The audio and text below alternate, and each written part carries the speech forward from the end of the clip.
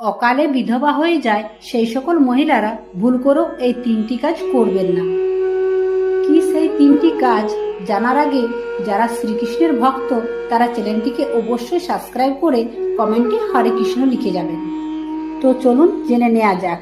Number 1, শুকুন শাস্ত্র অনুসারে যে মহিলারা অন্যের সামনে স্বামীর নিন্দা করে বা স্বামীকে অপমান করে তাকে ছোট করে, সেই সব মহিলারা জীবনে সর্বদাই অসুখী থাকে। নাম্বার 2, এমন মহিলা যারা স্বামীকে নাম ধরে ডাকে, তাদের স্বামীর আয়ু তাড়াতাড়ি কমতে থাকে। নাম্বার 3, যে নারী তার স্বামীর আগে খাবার খেয়ে নেয়, এমন নারীদের সারা জীবন দুঃখ কষ্টে ভুগতে হয়। স্বামী বাড়িতে না থাকলে প্রথমে গোমাতাকে খাওয়ান, তারপরে আপনি নিজে খান। হরে কৃষ্ণ।